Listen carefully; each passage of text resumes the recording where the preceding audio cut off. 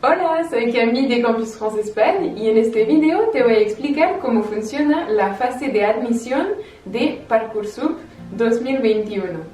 Parcoursup es la plataforma gratuita para postular en primer año de estudios superiores en Francia para la mayoría de las formaciones universitarias y otras formaciones dichas selectivas.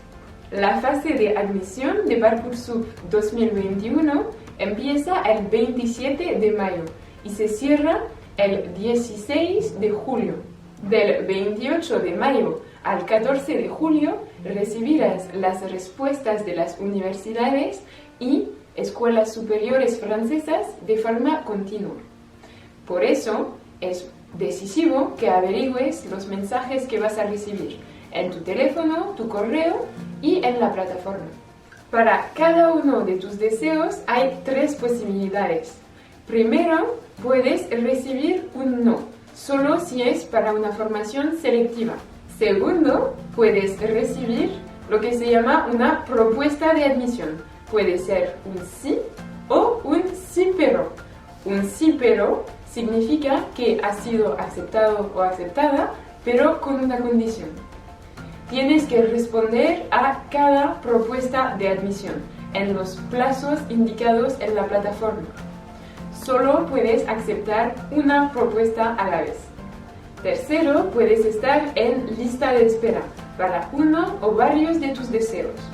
Las listas de espera se actualizan a lo largo de la fase de admisión cuando otros candidatos renuncian a sus deseos. Cuando aceptas una propuesta de admisión, tienes dos opciones.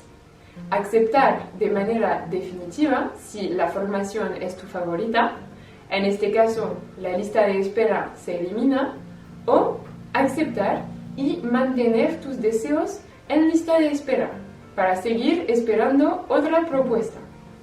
Entre el 29 de junio y el 1 de julio, tendrás que confirmar si tus deseos en lista de espera te siguen interesando. Si has aceptado una propuesta de manera definitiva, enhorabuena. Ahora puedes pasar al último paso del proceso, que es la inscripción administrativa o matrícula.